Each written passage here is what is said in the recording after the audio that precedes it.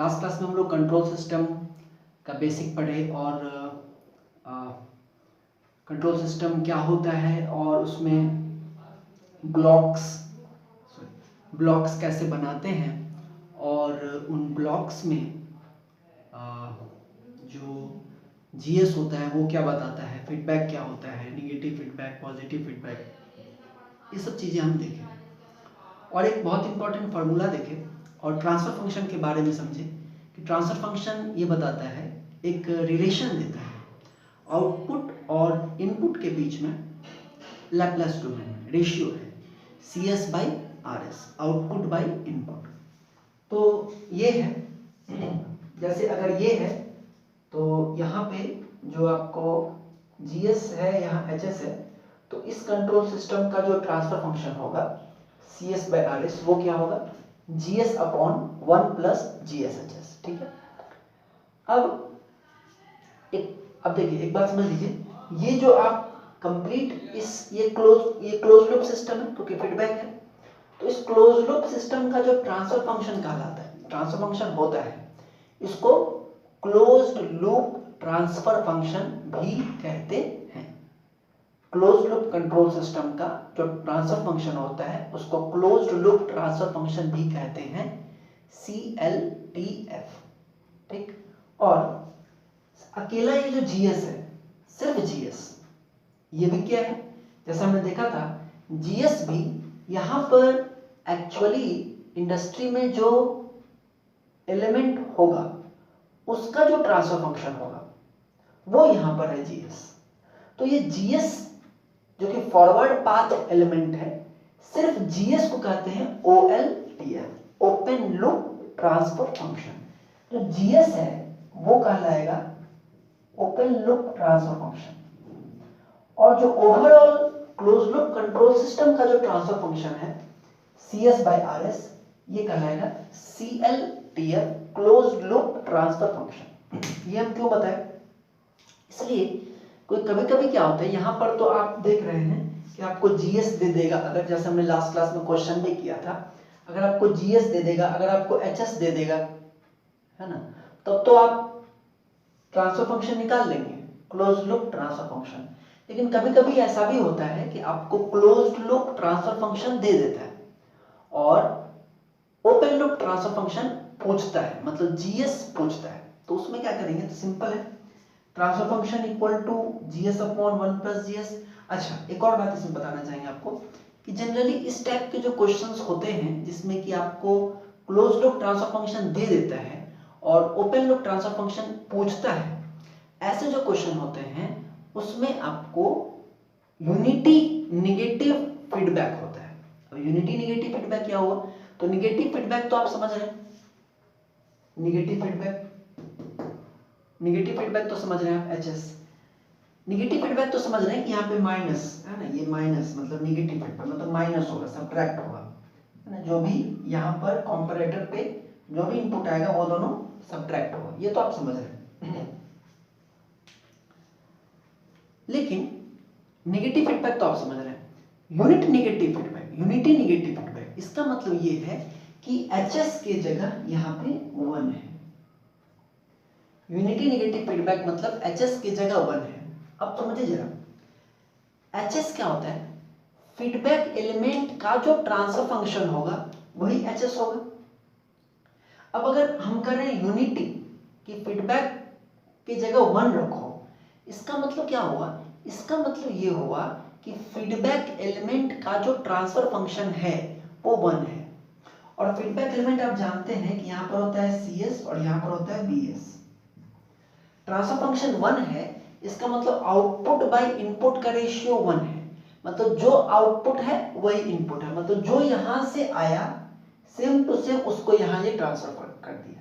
मतलब यहाँ पर ऐसा फीडबैक एलिमेंट है, सपोज रजिस्टर है, मान लीजिए जैसे रजिस्टर है, तो रजिस्टर में जितना करंट इधर आएगा उतना ही करंट यहाँ से चला जाएगा, है कि नहीं, कोई चेंज नहीं होगा।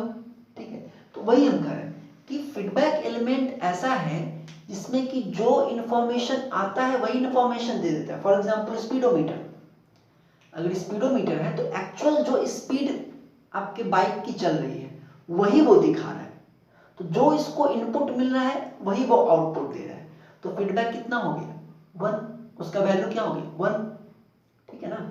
तो अगर आपको जनरली जब भी आपको इस तरह का होगा कि ओपन लूप ट्रांसफर फंक्शन पूछेगा क्लोज्ड लूप ट्रांसफर फंक्शन से, तो 99 अभी तक हम जितना क्वेश्चन देखे हैं उसमें आपको एक अननोन कम रखने के लिए आपको यूनिटी निगेटिव फीडबैक ही देगा।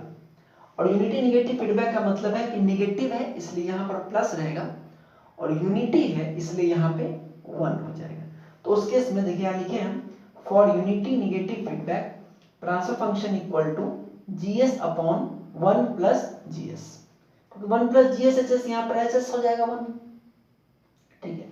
अब इसका रेशियो लेंगे अगर 1 बाई ट्रांसफर फंक्शन, तो 1 बाई ट्रांसफर फंक्शन कितना हो जाएगा, ये ऊपर चला जाएगा तो 1 प्लस GS बाई GS, तो GS बाई GS 1 हो जाएगा प्लस 1 प्लस 1 बाई GS, ठीक है। अब आप 1 को इधर माइनस ले लीजिए, इधर माइनस, तो 1 बाई GS, तो 1 बाई ट्रांसफर फंक्शन माइनस 1, तो 1 minus transfer function by transfer function equal to 1 by GS, पलट जाएगा GS equal to transfer function by 1 minus transfer function. तो ये आप याद अगर रखेंगे तो ऑब्जेक्टिव बनाने में जल्दी होगी, नहीं तो आप ऐसे भी डिराइव तो कर ही सकते हैं। जैसे कि क्वेश्चन में कर लें कि अगर किसी कंट्रोल सिस्टम का, क्लोज लूप कंट्रोल सिस्टम का जो ट्रांसफर फंक्शन है वो है S square upon S square plus 2s plus 1, ठीक है, और इसका OLTF पूछ रहा है, ठीक है। OLTF क्या होगा, तो देखिए OLTF का फॉर्मूला क्या है, OLTF का फॉर्मूला है CLTF बाई 1 माइनस CLTF। तो CLTF कितना है, S square by S square plus 2s plus 1 divided by 1 minus S square by S square plus 2s plus 1, ठीक है। अब ये यहाँ पर आ जाएगा दिस माइनस दिस और ये कट जाएगा, तो वैल्यू आ जाएगी S square by 2s plus 1, S square by 2s plus 1, तो बन गया ना। तो ये होगा GS, इसको जब हम यहाँ पुट करेंगे और यूनिटी निगेटिव फीडबैक होगा तो क्लोज लूप ट्रांसफर फंक्शन कितना आ जाएगा, ये आ जाएगा S square upon S square plus 2s plus 1। देखिए एक तो तरीका ये है कि आप ये फार्मूला याद रखिए, GS equal to transfer function by 1 minus transfer function, और दूसरा एक और सिंपल तरीका ये है कि जब भी आपसे क्लोज लूप ट्रांसफर फंक्शन दे करके ओपन लूप ट्रांसफर फंक्शन पूछता है तो आप सिंपल ये काम कीजिए कि जो न्यूमरेटर में है उतना डिनोमिनेटर से घटा दीजिए। न्यूमरेटर में जो है वो रहेगा, लेकिन न्यूमरेटर जितना है उतना ही अगर डिनोमिनेटर से घटा दें तो वैल्यू मतलब आंसर आ जाएगा। फॉर एग्जांपल यहाँ देखिए एस स्क्वायर है, एस स्क्वायर जो है उसको आप नीचे से घटा दीजिए, तो घटा देंगे तो ये हट जाएगा, माइनस हो जाएगा, जीरो हो जाएगा, तो बचे आ गया S square upon 2s plus 1, आ गया ना आंसर। तो अगर आप ये याद रखेंगे, भूल भी सकते हैं, है ना, और याद भी रखेंगे तो भी आपको सॉल्व करने में टाइम लगेगा, लेकिन अगर आपको ये याद रहेगा कि इस तरह के क्वेश्चन में क्या करना है कि जो ऊपर में है न्यूमरेटर है उसको डिनोमिनेटर में से घटा देना है, ठीक है। जैसे ये करेंगे आपको आंसर आ जाएगा। तो सॉरी, इस तरह का एक क्वेश्चन, एक दो क्वेश्चन और शायद आपके नोट्स में गया हुआ तो आप उसको बनाएंगे, ठीक है। अब इतना के बाद अब हमको स्टार्ट करना है ब्लॉक डायग्राम रिडक्शन टेक्निक्स। समझिए वो क्यों करते हैं। देखिए एक्चुअली में किसी भी कंट्रोल सिस्टम में कई सारे इक्विपमेंट्स लगे होते हैं, जैसे कि आपका आयरन ही है तो आयरन में उसका कॉइल है, उसका थर्मोस्टेट है, उसका सप्लाई है, देयर आर मेनी थिंग्स।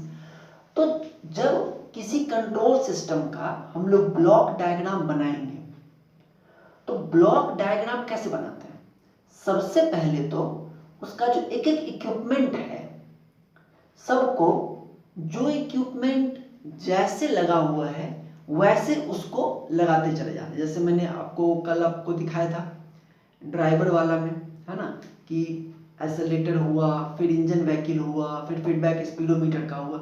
तो जो एक्चुअली में जो कंपोनेंट जिस तरह से कनेक्टेड है उस तरह से कनेक्टेड उसको दिखाते हैं पहला।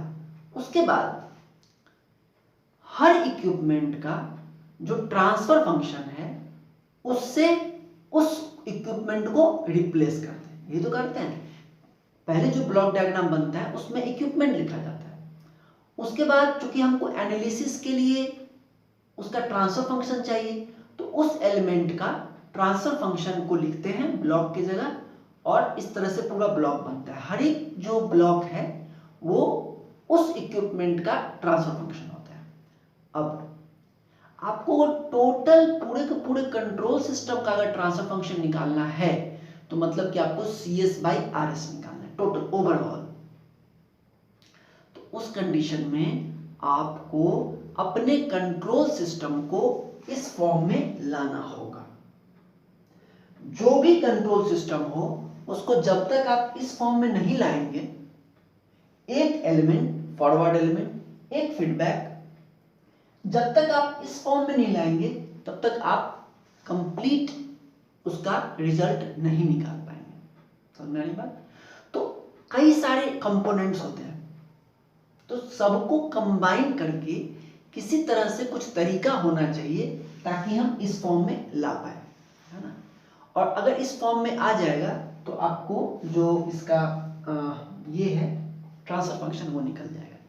तो ब्लॉक डायग्राम रिडक्शन टेक्निक जो टॉपिक है इसमें पूरा का पूरा हम लोग यही देखते हैं कि आखिर कैसे किसी भी कंट्रोल सिस्टम का जो एक्चुअल ब्लॉक डायग्राम है उसको कैसे रिड्यूस करके इस फॉर्म में लाया जाए ताकि उस पूरे के पूरे कंट्रोल सिस्टम का ट्रांसफर फंक्शन निकल सके।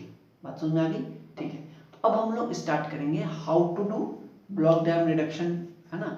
उससे पहले दो छोटा छोटा पॉइंट है, टेक ऑफ पॉइंट और समिंग पॉइंट, उसको समझ लेंगे, उसके बाद उसको स्टार्ट करेंगे। देखिए ये दो चीज समझ लीजिए पहले, उसके बाद ब्लॉक डायग्राम रिडक्शन स्टार्ट होगा। एक है take off point. Take off point क्या होता है? ये ऐसा पॉइंट आपको कई बार ब्लॉक डायग्राम रिडक्शन में दिखेगा।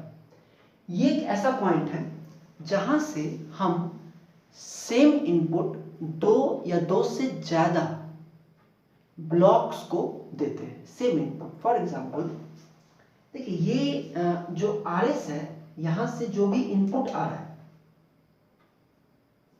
ये कोई वायर नहीं है, ये जो हम लाइन बना रहे हैं this is not a wire की, और ये कोई वायर नहीं है, और ये जो हम लोग दिखा रहे हैं ये कोई करंट नहीं है कि करंट यहां आएगा, यहां से करंट इधर बढ़ जाएगा, यहां से करंट इधर बढ़ जाएगा, ऐसा कुछ नहीं। यहां से जो भी इनपुट आ रहा है वो इक्वली इधर भी जा रहा है और इधर भी जा रहा है, क्योंकि जो आ रहा है वो इस तरह से डिजाइंड है, या जो आ रहा है वो कुछ ऐसी क्वांटिटी है जो कि बढ़ेगी नहीं। जैसे पैरेलल में वोल्टेज, पैरेलल में वोल्टेज बढ़ता है क्या? नहीं बढ़ता है, वोल्टेज सेम रहता है। कितने भी एलिमेंट आप पैरेलल में लगा दीजिए वोल्टेज सेम रहता है। उसी तरह से टेक ऑफ पॉइंट से हम दो या दो से ज्यादा ब्लॉक्स को इनपुट देते हैं, सेम इनपुट।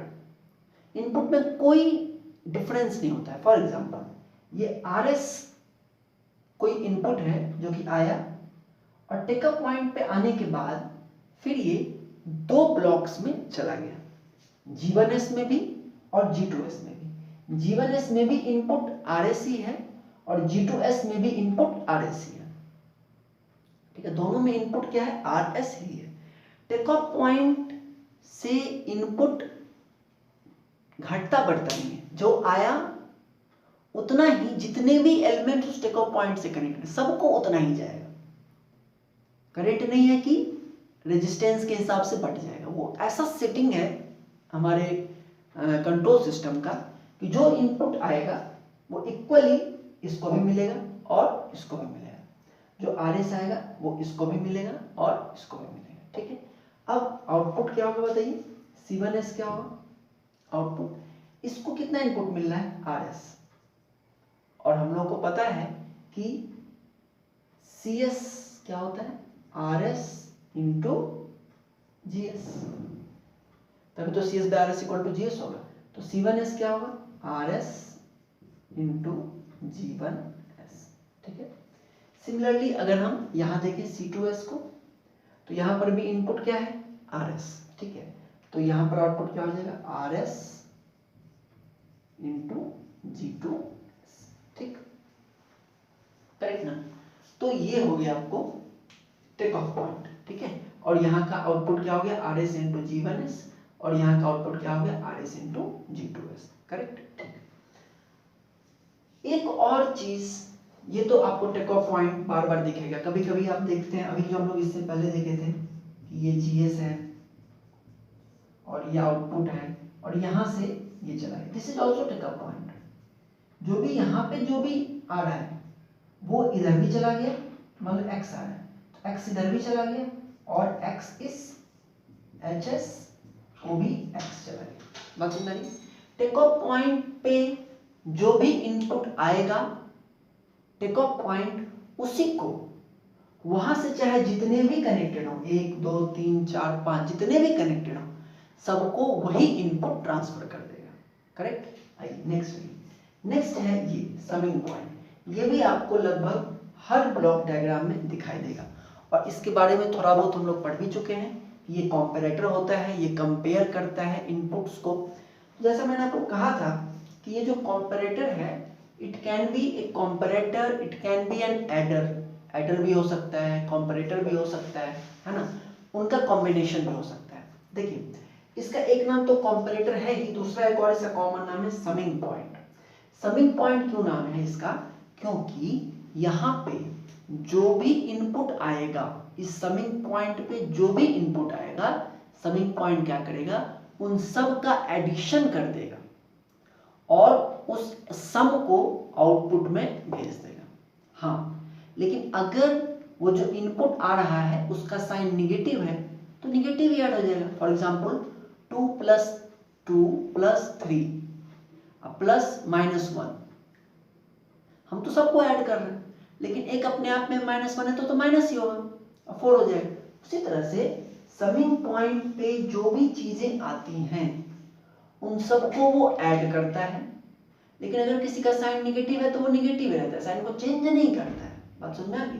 तो यहाँ पे आप देखिए, ये जो समिंग पॉइंट है, यहाँ पे 3 इनपुट आ रहे हैं, 3 आ रहे हैं, एक RS आ रहा है, एक YS आ रहा है, एक XS आ रहा है।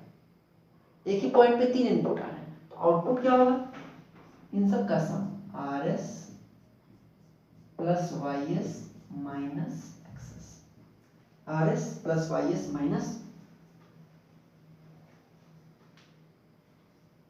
XS, ठीक है। तो ये एक समिंग पॉइंट और ये एक टेक ऑफ पॉइंट, ये दो चीज आपको बार बार आएंगी, इसलिए मैंने आपको इसके बारे में पहले ही बता दिया। अब हम लोग ब्लॉक डायग्राम रिडक्शन में 7-8 केस है, उसको एक एक करके देखते हैं। देखिए, जो फर्स्ट केस हम लोगों को देखना है वो है ब्लॉक्स इन कैस्केड। कैस्केड मतलब सीरीज। देखिए, ब्लॉक्स इन कैस्केड मतलब ऐसा हो सकता है किसी कंट्रोल सिस्टम में कि एक एलिमेंट लगा हो, फिर उस एलिमेंट का जो आउटपुट हो वो दूसरे एलिमेंट में जाता हो, फिर उसका जो आउटपुट हो वो तीसरे एलिमेंट में जाता हो। तो इस तरह से सीरीज में कंपोनेंट्स लगे हुए हो सकते हैं, होते भी हैं, ठीक है। जैसे कि हमने एक न्यूमेरिकल किया था तो R और L सीरीज में था, तो उसी तरह से कंपोनेंट सीरीज में हो सकते हैं। तो हर एक कंपोनेंट का ट्रांसफर फंक्शन ब्लॉक डायग्राम में लिखा है, ठीक है। लेकिन जब हमको उनको कंबाइन करना है, उसको कंबाइन करना है, तो जैसे कि मान लीजिए 3 ब्लॉक हैं सीरीज में। पहले वाला जो G1s है उसमें इनपुट आया RS, फिर RS इनपुट आया तो G1s का जो आउटपुट निकला वो था C1s, वही बन गया G2s का इनपुट, और G2s का जो आउटपुट है वो है C2s, और C2s इनपुट बना किसका, G3s का, और यहां से जो आउटपुट है वो है CS, ठीक है। इस तरह से अब आपको इसका टोटल ट्रांसफर फंक्शन निकालना है। मतलब आपको क्या निकालना है, आपको CS/RS निकालना है, आपको टोटल ट्रांसफर फंक्शन निकालना है, ठीक है। जबकि ये तीनों आपस में सीरीज में है। अब एक बात समझ लीजिए, बेसिक जो फंडा है ब्लॉक डायग्राम रिडक्शन का, बेसिक जो चीज है जो हम लोग यूज करेंगे। देखिए, आप चाहे ब्लॉक डायग्राम को कैसे भी रिड्यूस कीजिए, ओरिजिनल फॉर्म में जो आउटपुट है वो आउटपुट चेंज नहीं होना चाहिए, सीधी बात, ठीक है। आउटपुट से मतलब है आप चाहे किसी भी तरह से पढ़िए, रिजल्ट आना चाहिए। रात में जग के पढ़िए, दिन में जग के पढ़िए, कैसे पढ़िए, एग्जाम के समय पढ़िए, पहले से पढ़िए, आई वांट रिजल्ट, ये बात होती है ना। वही बात है कि जो ब्लॉक डायग्राम रिडक्शन करेंगे उसमें कुछ भी करें, रिजल्ट सेम आना चाहिए। ब्लॉक डायग्राम रिडक्शन करने के बाद रिजल्ट में चेंज नहीं होना चाहिए। जैसे कि यहां पे रिजल्ट क्या है, इनपुट RS है, आउटपुट क्या है, CS है, ठीक है, ठीक है। अब हम लोग देखेंगे कि कैसे इसको हम कंबाइन कर सकते हैं। देखिए, आपको क्या चाहिए, आपको चाहिए CS/RS टोटल, ठीक है, चाहिए ना, ओके। तो CS/RS जो आपको चाहिए, है ना, तो क्या हम इसको ऐसे लिख सकते हैं, CS/C2S into C2S/C1S into C1S/RS, ऐसा लिख सकते हैं क्या? C2S से C2S कट जाएगा, C1S से C1S कट जाएगा, CS/RS बच जाएगा, ऐसा लिख सकते हैं, ठीक है। अब आइए जरा इस ब्लॉक के लिए देखिए, इसका आउटपुट है CS और इनपुट है C2S। इस ब्लॉक का ट्रांसफर फंक्शन क्या होगा, आउटपुट बाय इनपुट होगा, मतलब CS/C2S होगा इक्वल टू G3S होगा ना। मतलब CS/C2S की जगह क्या लिख सकते हैं, G3S लिख सकते हैं, ऐसा लिख सकते हैं, इनटू C2S/C1S। इस ब्लॉक का देखिए, इस ब्लॉक का आउटपुट क्या है, C2S, इनपुट क्या है, C1S। तो इसका मतलब ये हुआ कि C2S/C1S इक्वल टू G2S होगा, है ना। तो यहां पर क्या लिखेंगे, G2S, ठीक है। सिमिलरली लास्ट में अगर हम इसको देखें तो G1S की जगह क्या लिख सकते हैं, C1S/RS, या C1S/RS क्या लिख सकते हैं, G1S। समझ में आ रही बात, मतलब कि CS/RS इक्वल टू क्या हुआ, इन तीनों का प्रोडक्ट। मतलब कि ये जो चीज आप देख रहे हैं CS/RS इक्वल टू दिस, इसको क्या ऐसे भी लिख सकते हैं, RS input G1S into G2S into G3S, लिख सकते हैं ऐसा, बिल्कुल लिख सकते हैं, ठीक है। तो इसका मतलब ये हुआ कि हमने इसको इसमें ट्रांसफॉर्म कर दिया। अगर आपको ब्लॉक डायग्राम रिडक्शन जब भी करना है और आपको दो या दो से ज्यादा ब्लॉक्स कैस्केड में हो, सीरीज में हो, उनके बीच में कोई भी टेक ऑफ पॉइंट नहीं हो, कोई भी समिंग पॉइंट नहीं हो, कुछ भी नहीं हो, सीधे सीधे हो, तो फिर उन तीनों ब्लॉक्स के बदले में हम एक ब्लॉक बना सकते हैं और उसमें इन तीनों को प्रोडक्ट करके लिख सकते हैं। अब जैसा हमको पता है यहाँ पर तो G1S और G2S से सब लिखे हैं, एक्चुअली में यहाँ पर S के टर्म में कुछ होगा, S हो सकता है या 1+S हो सकता है या 1/S हो सकता है, कुछ भी हो सकता है। तो तीनों का जो अलग अलग वैल्यू है, तो जब हम इसको रिड्यूस करेंगे तो हम तीनों को प्रोडक्ट करके एक जगह लिख देंगे। जैसे यहाँ S है, यहाँ 1/S है, यहाँ S² है, तो S into 1/S into S², मतलब S² यहाँ लिखा जाएगा। बात समझ में आ गई। तो ये पहला केस है आपको, अगर ब्लॉक्स हो किसमें, कैस्केड में, सीरीज में, तो कैसे ब्लॉक डायग्राम रिडक्शन करते हैं, सबको आपस में प्रोडक्ट कर देते हैं, ठीक है। अब आइए केस 2 पढ़ते हैं, जिसमें कि ब्लॉक्स आपस में पैरेलल में होंगे। देखिए, अभी हमने देखा कि अगर ब्लॉक्स आपस में सीरीज में हो, कैस्केड में हो, तो उनका जो रिजल्टेंट होता है वो उन सभी ब्लॉक्स के जो ट्रांसफर फंक्शन है उनका प्रोडक्ट होता है। फॉर एग्जांपल अगर मान लीजिए इनपुट है 3 ब्लॉक सीरीज में है, एक है s, एक है 1/s, एक है s², तो इसको हम लोग रिजल्टेंट ऐसा लिख सकते हैं,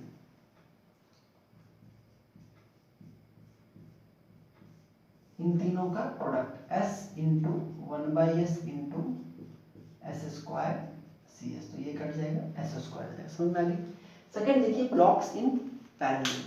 पैरेलल देखिए कैसे है, जैसे ये 3 ब्लॉक है G1s, G2s, G3s, ठीक है।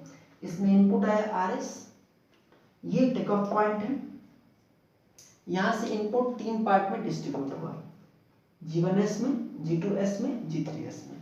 तीनों में क्या जाएगा, क्या R/3 जाएगा? नहीं, सेम जाएगा। यहां भी इनपुट RS होगा, यहां भी इनपुट RS होगा और यहां भी इनपुट RS होगा, ठीक है।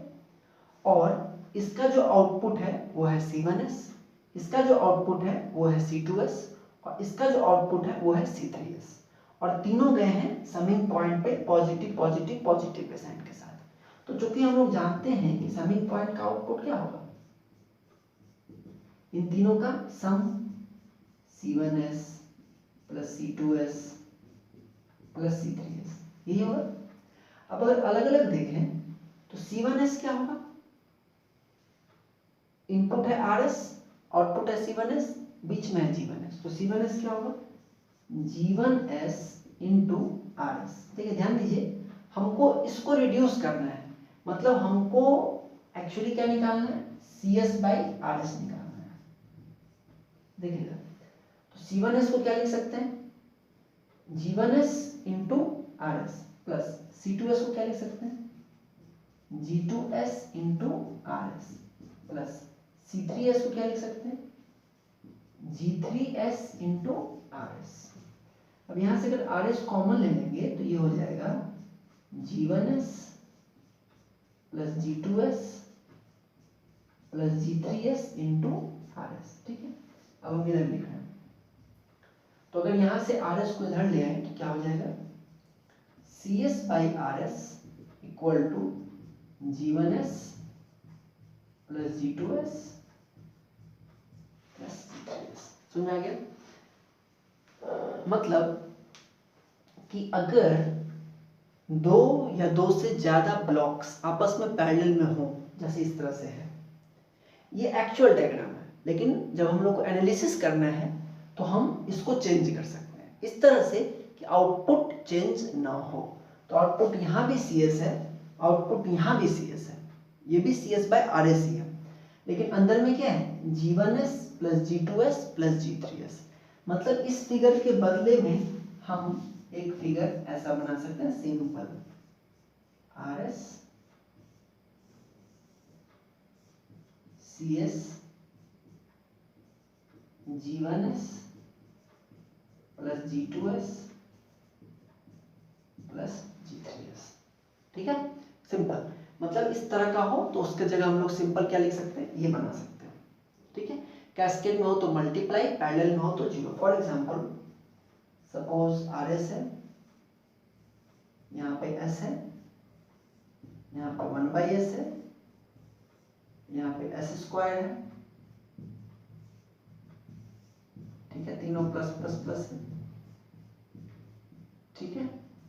तो इसका कॉम्बिनेशन क्या हो जाएगा, इसका कॉम्बिनेशन देखिए S है, 1/s है, s², तो जाएगा RS S plus 1/s plus s² into CS। समझ आएगा, सिंपल, ऐड कर लीजिए प्रॉब्लम। तो इस तरह से अगर ब्लॉक्स पैरेलल में हैं तो 3 ब्लॉक हैं तो उनके बदले में हम एक सिंगल ब्लॉक बना सकते हैं और उन तीनों का सम कर सकते हैं। 3 ब्लॉक हैं, इनके बदले हम एक सिंगल ब्लॉक बना सकते हैं और उसका जो रिजल्ट होगा, मतलब उसके अंदर में जो ट्रांसफर फंक्शन होगा वो इन तीनों का सम होगा। बात समझ में आ गई, जिस तरह से यहाँ पे आ रहा है, ठीक है। चलिए, तो आज के लिए इतना रहने देते हैं, टाइम काफ़ी हो गया है। तो हम लोग नेक्स्ट क्लास में इस ब्लॉक डायग्राम रिडक्शन टेक्निक को ख़त्म कर देंगे और उसके बाद फिर इसका कुछ न्यूमेरिकल करेंगे, ठीक है। Thank you very much.